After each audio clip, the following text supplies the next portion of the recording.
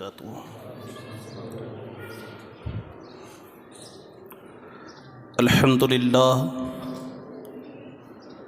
الحمد للہ الذی ابدأ الافلاک والارضین،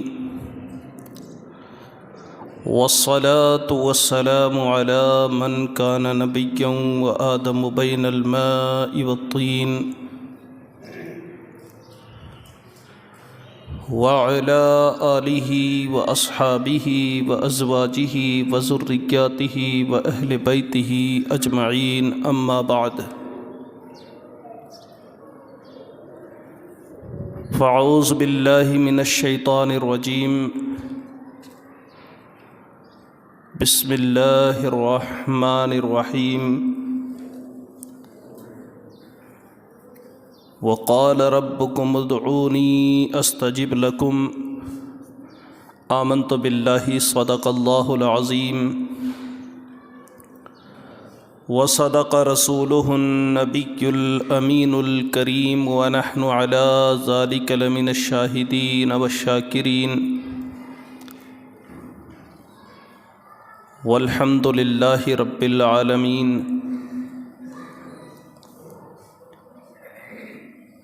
نعمتیں بانٹتا جس سمت وہ ذیشان گیا،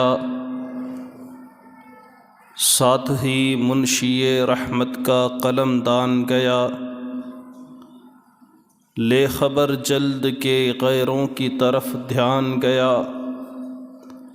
میرے آقا میرے مولا تیرے قربان گیا، انہیں جانا انہیں مانا نہ رکھا غیر سے کام، للہ الحمد میں دنیا سے مسلمان گیا، جان و دل ہوش و خرد سب تو مدینے پہنچے، تم نہیں چلتے رضا سارا تو سامان گیا۔ محترم سامعین کرام، آئیے ہم اور آپ مل کر انتہائی عقیدت، محبت، ادب اور احترام کے ساتھ حضور نبی آخر الزماں، خاتم پیغمبراں، رسول رحمت، شفیع امت، کونین کی زینت، پیشوائے امت، طٰہٰ و یاسین، انیس غریباں، چارہ ساز درد منداں، مالک رکاب فخر عرب و عجم، مالک کون و مکان، سیاح لا مکان، جناب احمد مجتبیٰ حضرت محمد مصطفیٰ صلی اللہ علیہ وسلم کی بارگاہ میں جھوم کر درود پاک کا نذرانہ پیش کریں۔ اللہم صلی علی سیدنا و شفیعنا و حبیبنا و نبینا و مولانا محمد وبارک وسلم، صلاۃ و سلام علیک یا رسول اللہ صلی اللہ تعالی علیہ وسلم۔ محترم سامعین کرام، خطبہ مسنونہ کے بعد میں نے جو آیت کریمہ پڑھی ہے، اللہ رب کائنات جل مجدہ الکریم قرآن مجید فرقان حمید میں ارشاد فرماتا ہے، وقال ربکم ادعونی استجب لکم۔ اللہ فرماتا ہے کہ اے محبوب، تمہارے رب نے کہا ہے کہ مجھ سے دعا کرو، میں تمہاری دعائیں قبول کروں گا۔ ایک جگہ پر اللہ تبارک و تعالی نے ارشاد فرمایا، اجیب دعوت الداعی اذا دعان، کہ جب کوئی دعا کرنے والا، جب کوئی مانگنے والا، جب کوئی طلب کرنے والا مجھ سے طلب کرتا ہے، دعا کرتا ہے، مانگتا ہے، تو میں اس کی دعا کو سنتا ہوں، اس کی دعا کو قبول کرتا ہوں۔ انسان کی جو زندگی ہے، اس زندگی میں زیادہ تر چیزیں تو وہ ہوتی ہیں جو اللہ رب کائنات نے ہمیں بن مانگے مفت میں عطا فرما دی، جیسے ہماری سماعت ہے، بصارت ہے، جسم کے اعضاء ہیں، آل و اولاد ہے، گھر بار ہے، پریوار ہے، بلکہ لا تعداد ان گنت نعمتیں ایسی ہیں جو اللہ نے ہمیں بن مانگے مفت میں دے دی۔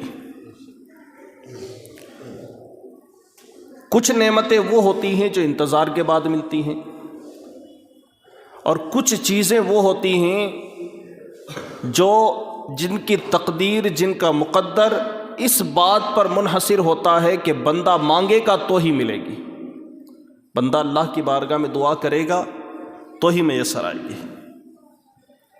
اس لیے جب بھی کوئی مشکل پڑے یا کسی چیز کی خواہش ہو، کسی چیز کی آرزو ہو، تمنا ہو، تو اللہ کی بارگاہ میں ہاتھ پھیلا کر کے مانگیں، اس لیے کہ رب سے مانگنے والا جو بندہ ہوتا ہے اللہ اس مانگنے والے کو پسند فرماتا ہے۔ اس نے ہمیں حکم دیا ہے کہ تم مجھ سے دعا کرو، میں تمہاری دعا قبول کروں گا۔ اس نے ہم سے وعدہ کیا ہے کہ جب کوئی مجھ سے دعا کرتا ہے تو میں اس کی دعا قبول کرتا ہوں، اور اس کی شان یہ ہے ان اللہ لا یخلف المیعاد، اللہ اپنے وعدے کے خلاف نہیں فرماتا، جو وعدہ کرتا ہے اس کو پورا فرماتا ہے۔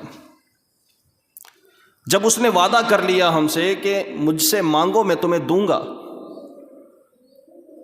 تو ہماری ذمہ داری یہ بنتی ہے کہ ہم اللہ سے مانگیں، طلب کریں۔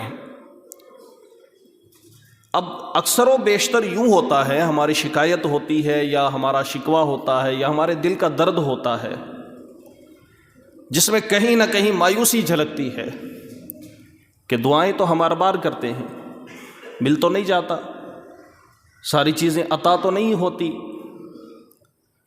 ساری چیزیں دے تو نہیں دی جاتی، ہم تو ہر بار دعا کرتے ہیں، ہم کیا نہیں مانگتے رب سے، سب کچھ مانگتے ہیں، لیکن سب کچھ ہمیں ملتا نہیں ہے، تو پھر دعا کرنے کا کیا فائدہ؟ یہ سوال آتا ہے انسان کے ذہن میں۔ اس کا سب سے پہلا جواب تو یہ سن لیں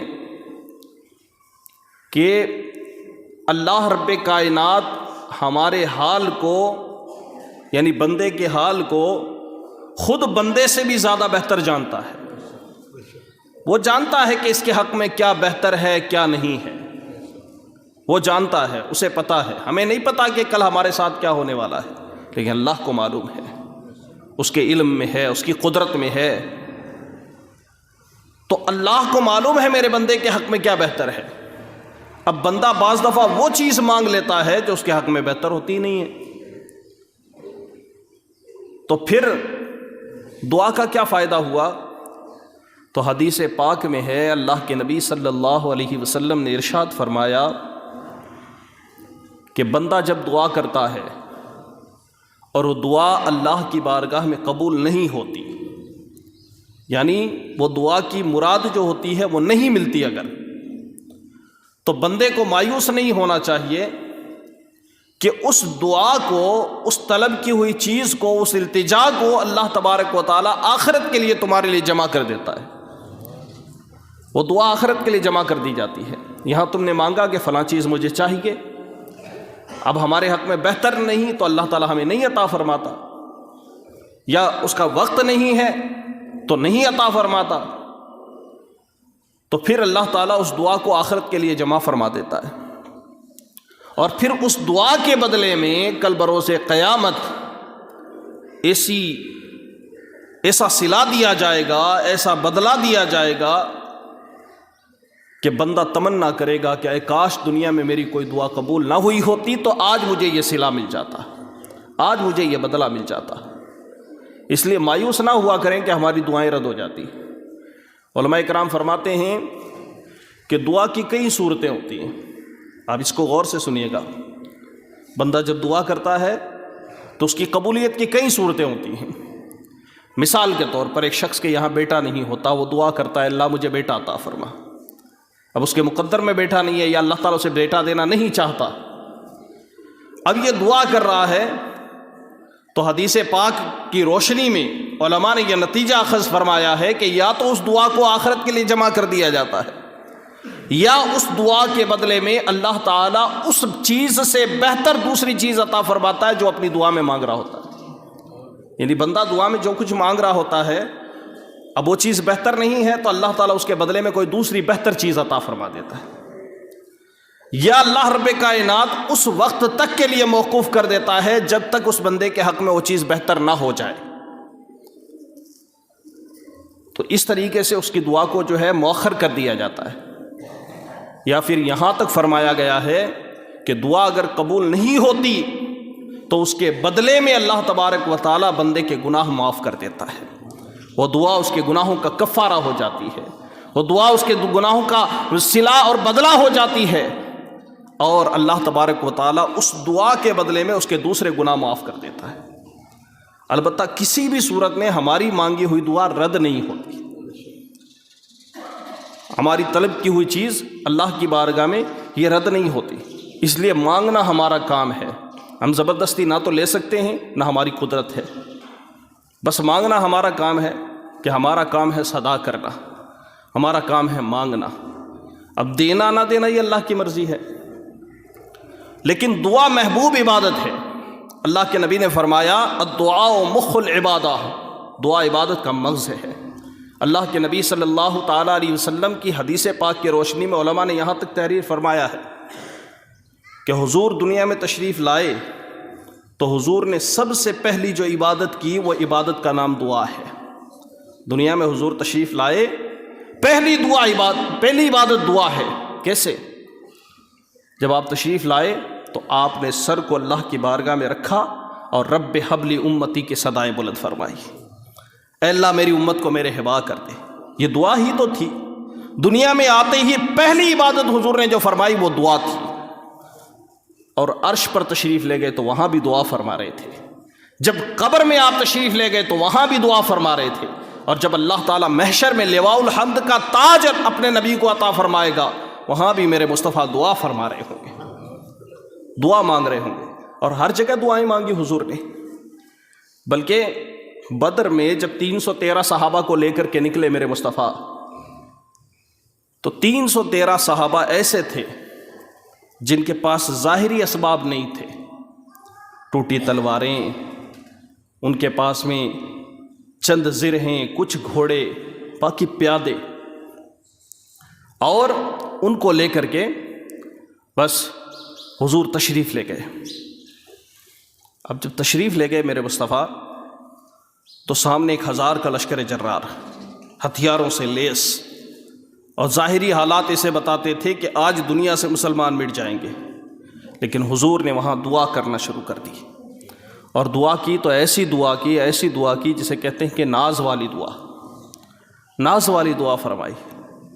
اے اللہ یہ چند مٹھی بھر مسلمان تیری رضا کے خاطر، تیرے دین کی حفاظت کے لیے آج میدان عمل میں نکل آئے ہیں، اگر آج یہ ہلاک ہو گئے، آج یہ برباد ہو گئے، تو اللہ آج کے بعد میں اس دنیا پر تجھے خدا کہنے والا کوئی نہیں ہوگا، یہ مٹ جائیں گے، یہ ختم ہو گئے، تو اے اللہ ان کی حفاظت فرما اور ان کو فتح مبین عطا فرما۔ میرے رب نے دعا قبول فرمائی، اور حضرت جبرائیل امی علیہ السلام کو فرشتوں کے ساتھ مدد کے لیے بھیجا، اور اللہ نے مسلمانوں کو فتح مبین عطا فرمائی۔ یہ حضور کی دعا کا ثمرہ تھا، اس لیے دعا کرنا حضور کا محبوب مشغلہ، ہر جگہ پر، یہیں پر نہیں، بلکہ آپ دیکھیں شب برات آ رہی ہے، رات کے وقت چپکے سے میرے مصطفیٰ اپنے بستر سے اٹھے اور تشریف لے گئے جنت البقیع میں، قبرستان میں، اور جب قبرستان تشریف لے گئے تو وہاں جا کر کے دعائیں فرما رہے ہیں، التجائے کر رہے ہیں، اللہ کی بارگاہ میں مانگ رہے ہیں، طلب کر رہے ہیں۔ اب جب معراج کی رات تشریف لے گئے تو اللہ کی بارگاہ میں دعائیں کر رہے ہیں ہر جگہ، اور اسی پر بس نہیں، بلکہ حضور راتوں کو اٹھ کر کے امت کے لیے دعائیں فرمایا کرتے تھے، راتوں کو اٹھ کر کے۔ اس لیے دعا کیا کریں، اور دعا کرنے میں جھجک نہیں، شرم نہیں، بلکہ ایک دوسرے سے دعا کروانا یہ بھی حضور کی سنت ہے. جیسے ہم کہتے ہیں نا مجھے اپنی دعاؤں میں یاد رکھنا، یا میرے حق میں دعا کرنا، فلاں جگہ جا رہے ہو میرے لیے بھی دعا کرنا. میرے آقا ارشاد فرماتے ایک مسلمان کی دعا دوسرے مسلمان کے حق میں جلدی قبول ہوتی ہے، کیونکہ اس میں خلوص ہوتا ہے. بندہ اپنے لیے مانگتا ہے تو خود غرضی ہوتی ہے کہ میں اپنے لیے مانگ رہا ہوں، لیکن میں کسی کے لیے مانگوں تو اس میں خلوص ہوتا ہے، اس میں اخلاص ہوتا ہے، ایک دوسرے بھائی کی محبت ہوتی ہے. اے اللہ میرے فلاں بھائی کا بھلا فرما دے، اس کے اوپر کرم فرما دے. اور اللہ تبارک و تعالی جب دو مسلمان بھائیوں کی محبت دیکھتا ہے تو پروردگار عالم اس دعا کو قبول فرما لیتا ہے. اس لیے حضور نے فرمایا ایک دوسرے کے لیے دعا کیا کرو کہ ایک مسلمان کی دعا دوسرے مسلمان کے حق میں جلدی قبول ہوتی ہے. اور حضرت اویس قرنی رضی اللہ تعالیٰ عنہ کا مشہور واقعہ، تابعی بزرگ ہیں حضرت اویس قرنی رضی اللہ تعالیٰ عنہ، عاشق رسول، زندگی میں تھے حضور صلی اللہ علیہ وسلم کی مبارک ظاہری زندگی میں موجود تھے، یمن میں رہتے تھے، لیکن بوڑھی والدہ کی خدمت کی وجہ سے حضور کی بارگاہ میں حاضر نہ ہو سکے. میرے آقا صلی اللہ تعالیٰ علیہ وسلم فرماتے تھے یمن کی طرف سے مجھے خوشبو آتی ہے، ٹھنڈی ہوائیں آتی ہیں کہ وہاں میرا اویس رہتا ہے. حضور محبت فرماتے تھے حضرت اویس سے. ایک دفعہ حضور صلی اللہ علیہ وسلم نے اپنا پہراہن مبارک، اپنا مبارک جبہ حضرت سیدنا علی اور حضرت سیدنا عمر رضی اللہ تعالیٰ عنہما کو دیا اور کہا جاؤ میرے اویس سے ملاقات کر کے آؤ اور میرا یہ تحفہ ان کو پیش کرنا، اور اویس سے کہنا کہ میری امت کے لیے دعا کریں. اویس سے کہنا میری امت کے لیے دعا کریں. اب دیکھیں کون کہہ رہا ہے؟ جو نبیوں کا سردار ہے، خود دعا کرے تو اعلیٰ حضرت کی زبانی اجابت کا صحرا، عنایت کا جوڑا دلہن بن کے نکلی دعائے محمد، اور اجابت نے جھک کر گلے سے لگایا بڑی ناز سے جب دعائے محمد. حضور جب خود دعا کریں تو اعلیٰ حضرت فرماتے ہیں قبولیت جھک کر کے گلے سے لگا لیتی ہے اس دعا کو. وہ دعا اتنی جلدی قبول ہو جاتی ہے. جس کی دعا اللہ کو اتنی محبوب ہو، وہ محبوب اپنے امتی سے کہہ رہے ہیں کہ اے عمر، اے علی، جب میرے اویس سے ملنا تو کہنا کہ میری امت کے لیے دعا کرنا. اور جب حضرت اویس قرنی رضی اللہ تعالیٰ عنہ کی بارگاہ میں حضرت عمر فاروق اعظم اور حضرت مولا کائنات مولا علی مشکل کشا شیر خدا کرم اللہ تعالیٰ وجہہ الکریم تشریف لے گئے اور جبہ پیش فرمایا، سلام عرض کیا کہ حضور نے آپ کو سلام کہا ہے، یہ جبہ تحفے میں دیا ہے، اور حضور نے ارشاد فرمایا ہے کہ اویس سے کہنا کہ میری امت کے لیے دعا کریں. سبحان اللہ. اب حضرت اویس قرنی کا انداز دیکھیں آپ، حضرت اویس قرنی کا. آج لوگ کہتے ہیں نا کہ روز شریف جا کر جبے کے سامنے کھڑے ہو کر دعا کیوں کرتے ہو؟ صحابہ کرام کی سنت ہے. تبرکات کے سامنے مقدس جگہوں پر کھڑے ہو کر دعا کرنا صحابہ کی سنت ہے. حضرت اویس قرنی نے حضور پاک صلی اللہ علیہ وسلم کا جبہ اپنے سامنے رکھا، اپنے سر کو رب کی بارگاہ میں رکھ دیا اور ہاتھ پھیلا کر اللہ کی بارگاہ میں دعا کرنے لگے، رو رو کر کے دعائیں کرنے لگے. جب دعا کافی دیر تک ہونے لگی تو حضرت علی رضی اللہ تعالیٰ عنہ نے فرمایا اب بس بھی کیجیے، اب بس بھی کیجیے. تو حضرت اویس قرنی نے سجدے سے سر اٹھایا اور کہا کہ اے علی، اگر تم نہیں روکتے تو آج میں نبی کونین صلی اللہ علیہ وسلم کی پوری امت کی بخشش کروا کے اپنے سر کو اٹھاتا. حضور کے جبے کے صدقے میں حضرت عمر فاروق اعظم کے سامنے حضرت اویس قرنی دعا فرما رہے ہیں، حضور کے جبے کا وسیلہ لے کر کے دعا کر رہے ہیں، تبرک کا وسیلہ لے کر کے دعائیں کر رہے ہیں. اس لیے کہ جو مقدس جگہ ہوتی ہے وہاں اللہ کی رحمت نازل ہوتی ہے، اور جہاں اللہ کی رحمت نازل ہو وہاں دعائیں قبول ہوتی ہیں. اس لیے یہ نہ کہا کریں کہ ولیوں کی بارگاہ میں جا کر کے دعا کیوں کرتے ہو. اللہ تبارک و تعالیٰ کا تو جلوہ ہر جگہ ہے. میں کہتا ہوں ولیوں کی بارگاہ میں دعا کرنا یہ قرآن سے ثابت ہے، قرآن سے. حضرت سیدہ مریم رضی اللہ تعالیٰ عنہ جو حضرت عیسیٰ علیہ السلام کی والدہ ہیں، ان کو حضرت عمران علیہ السلام نے بیت المقدس کی خدمت کے لیے وقف کیا تھا. محراب مریم نام سے ایک جگہ ہے بیت المقدس میں، اس میں رہتی تھی حضرت مریم. حضرت زکریا علیہ السلام ان کی کفالت کرتے تھے. ایک دفعہ دروازہ بند کر کے تالا لگا کر کے کسی کام سے چلے گئے اور صبح سے شام ہو گئی. شام کو خیال آیا کہ مریم کمرے میں اکیلی ہوگی، ان کو کھانا نہیں پہنچا ہوگا. بھاگتے ہوئے آئے اور دروازہ کھولا تو کیا دیکھا کہ حضرت مریم کے سامنے بن موسم کے تازہ تازہ پھل رکھے ہوئے نظر آ رہے ہیں. حالانکہ کمرے کا کوئی دروازہ اور بھی نہیں، کوئی کھڑکی بھی نہیں، کس نے پھل لا کر کے دیا؟ اور پھل بھی ایسے کہ جن کا سیزن ہی نہیں، موسم ہی نہیں۔ حضرت زکریا علیہ السلام پوچھتے ہیں یا مریم انا لک ھذا، اے مریم یہ پھل کہاں سے ملے؟ تو حضرت مریم کہتی ہیں کہ اللہ نے اپنے فضل سے عطا فرمائے۔ میں اس کے گھر کی خدمت کرتی ہوں، مسجد میں جھاڑو لگاتی ہوں، بیت المقدس کی صفائی کرتی ہوں، اللہ کے گھر کی خدمت کے صلہ میں اللہ نے مجھے یہ بن موسم کے پھل عطا فرمائے ہیں۔ حضرت مریم اللہ کی بندی، اللہ کی ولی، نیک پاکیزہ، اور وہاں اللہ کی نعمتیں رکھی ہوئی ہیں، پھل۔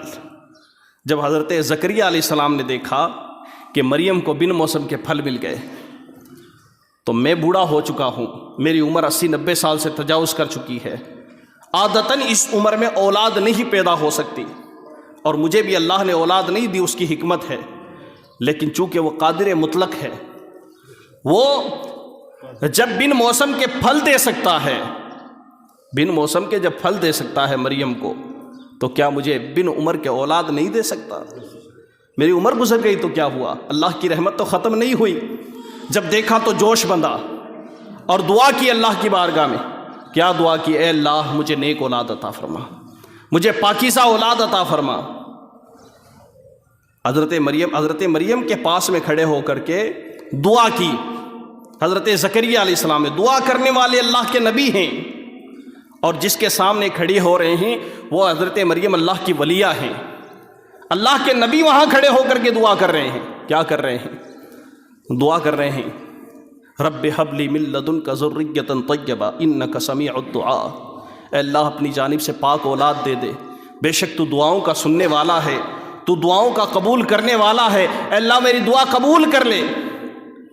اور اللہ تبارک و تعالیٰ نے پھر اس جگہ کھڑے ہو کر دعا کرنے کی وجہ سے زکریا علیہ السلام کی دعا کو قبول کر لیا، اور بڑھاپے میں اولاد کی خوشخبری سنائی۔ وَنُبَشِّرُكَ بِغُلَامٍ اسْمُهُ یحییٰ۔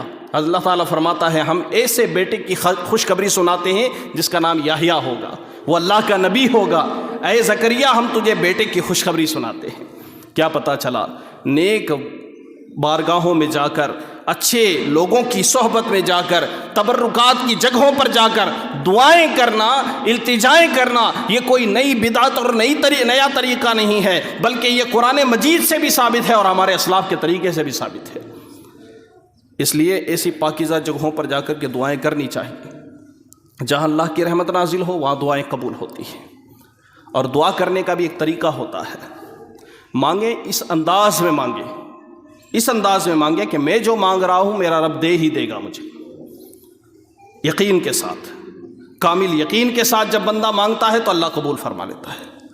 دعا مانگنے کا طریقہ حضور صلی اللہ تعالیٰ علیہ وسلم نے ہمیں سکھایا ہے۔ حضور کی سنت سے 3 طریقے سے دعا مانگنا ثابت ہے۔ ہاتھ اٹھانا، جب دعا کرتے کے لیے ہاتھ اٹھاتے تو یا تو حضور پاک صلی اللہ علیہ وسلم کے ہاتھ جو ہوتے وہ آپ کے سینہ مبارک کے سامنے ہوتے، اور آپ کی پیشانی ہتھیلیاں جو آسمان کی طرف ہوتی ہیں، یا آپ کے ہاتھ چہرے کی طرف ہوتے، یا پھر آپ کے ہاتھ اتنے بلند ہو جاتے کہ بغل کی سفیدی نظر آیا کرتی تھی۔ یہ 3 طریقے ثابت ہیں حضور صلی اللہ علیہ وسلم سے کہ دعا جب کریں تو یا تو اپنے ہاتھ کو اپنے سینے کے سامنے رکھیں، اور جب یا تو پھر چہرے کے سامنے رکھیں، یا اتنے بلند کر دیں کہ بغل کی سفیدی نظر آئے۔ تو یہ سنت مصطفیٰ سے ثابت ہے۔ اور جب دعا کر رہے ہوں تو یہ نہ دیکھیں کہ مجھے کوئی دیکھ رہا ہوگا، میں رو رہا ہوں، میں گڑ گڑا رہا ہوں، کوئی مجھے دیکھے تو شرم نہیں آنی چاہیے مجھے، کیونکہ میں اپنے رب سے مانگ رہا ہوں، کسی اور سے تو نہیں مانگ رہا۔ اور رب سے مانگنے میں جھجک کیسی؟ اللہ کی بارگاہ میں رونے میں جھجک کیسی؟ کہ جو رب کی بارگاہ میں روتے ہیں، گریہ ازاری کرتے ہیں، اللہ تعالیٰ انہی کو تو پسند فرماتا ہے۔ اس لیے مانگا کریں، طلب کیا کریں۔ اور دعا ایک ایسا ہتھیار ہے، اللہ کے نبی فرماتے ہیں دعا و صلاح المومن، دعا مومن کا ہتھیار ہے۔ جب سارے راستے مسدود ہو جاتے ہیں، ساری ترکیبیں فیل ہو جاتی ہیں، ساری اٹکلیں ختم ہو جاتی ہیں، سارے وسائل دم توڑ دیتے ہیں، تب دعا کام آتی ہے۔ جب ایک بندہ بیمار ہو جاتا ہے، اسپتال میں جانے کے بعد جب ڈاکٹر بھی ہاتھ کھڑے کر دیتے ہیں تو وہ بھی یہی کہتے ہیں کہ بس دعا کیجیے، کیونکہ جانتے ہیں کہ دعا ایک ایسی چیز ہے جو بہتے ہوئے سمندر کا رخ تبدیل کر سکتی ہے۔ دعا ایک ایسی چیز ہے جو طوفانوں کا رخ موڑ دیتی ہے۔ دعا کے اندر بڑی طاقت ہوا کرتی ہے۔ اس لیے جب بھی اللہ سے مانگے بے انتہا مانگے، کیونکہ جب سے رب سے مانگے تو یہ نہ دیکھیں کہ کتنا مانگوں کتنا نہ مانگوں، اپنے لیے بھی مانگے، سب کے لیے مانگے۔ اور خصوصاً جب دعا کریں تو دعا کے آداب میں سے یہ بھی ہے کہ جہاں اپنے لیے دعا کریں اپنے ماں باپ کے لیے ضرور دعا کریں، اس بات کو یاد رکھیں۔ حدیث پاک میں ہے جو شخص اپنے ماں باپ کے لیے دعا کرنا چھوڑ دیتا ہے اللہ اس کی روزی کاٹ دیتا ہے، بے برکتی ہو جاتی ہے روزی میں۔ اگر آپ کے ماں باپ حیات ہیں، زندہ ہیں، اللہ انہیں صحت و تندرستی والی لمبی عمر عطا فرمائے، آپ ان کی خیر و عافیت کی دعا کیجیے۔ اور اگر آپ کے ماں باپ دنیا سے چلے گئے ہیں تو ان کی بخشش اور مغفرت کی دعا کیجیے۔ لیکن اپنے لیے دعا کریں تو ماں باپ کے لیے ضرور دعا کیا کریں، اس بات کو یاد رکھیں کہ جہاں اپنے لیے دعا کریں اپنے ماں باپ کے لیے دعا کریں۔ اور دعا مانگے تو اس میں خلوص ہونا چاہیے، للہیت ہونی چاہیے۔ دعا مانگے تو اس کے اندر اخلاص ہونا چاہیے، اور کبھی بھی اللہ سے وہ چیز نہ مانگے جو شریعت نے منع فرمائی ہے۔ جو جائز مرادیں ہیں وہی مانگنی چاہیے۔ دعا مانگنے کے بھی اصول ہوتے ہیں۔ یہ دعا کے تعلق سے میں نے اس لیے عرض کیا ہے کہ دعا کی قبولیت کی رات آ رہی ہے، شب برات، ایک ہفتے کے بعد میں انشاءاللہ وہ رات آ رہی ہے جس رات میں سورج غروب ہونے سے لے کر کے سورج طلوع ہونے تک، بلکہ صبح صادق تک غیب سے صدائیں آتی ہیں کہ کوئی مانگنے والا ہو تو اس کی مانگ پوری کر دی جائے، کوئی طلب کرنے والا ہو تو اس کو دے دیا جائے، جو بھی مانگو گے اس کو قبول کیا جائے گا۔ تو اس لیے شب برات آ رہی ہے تو اپنے آپ کو دعا کے لیے تیار کر لیں۔ انفرادی دعائیں مانگنا یہ بندے کی شان ہونی چاہیے۔ انفرادی کا مطلب اکیلے، تنہا، راتوں کو اٹھ کر، جب آپ ہو، آپ کو صرف آپ کا رب دیکھ رہا ہو، اس کے علاوہ کوئی نہ دیکھ رہا ہو، اس میں خلوص ہوتا ہے۔ اور پھر مانگیں، اور پھر آپ دیکھ کے کرم نوازی اپنے رب کی کہ اللہ تعالیٰ کیسے کرم فرماتا ہے آپ کے اوپر۔ اللہ رب کریم ہمیں مانگنے کا سلیقہ عطا فرمائے، طریقہ عطا فرمائے، دعاؤں کا ذوق و شوق عطا فرمائے، اور میں نے جو کچھ بیان کیا ہے اللہ رب کائنات اس پر عمل کرنے کی توفیق عطا فرمائے۔ استغفر اللہ ربی من کل ذنب واتوب الیہ۔ السلام علیکم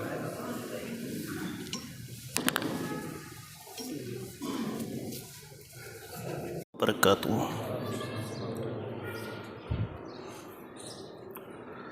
الحمد للہ الذی ابدأ الافلاک والارضین، والصلاة والسلام على من كان نبيا وآدم بين الماء والطين، وعلى آله وأصحابه وأزواجه وذرياته وأهل بيته أجمعين، أما بعد، فأعوذ بالله من الشيطان الرجيم، بسم اللہ الرحمن الرحیم۔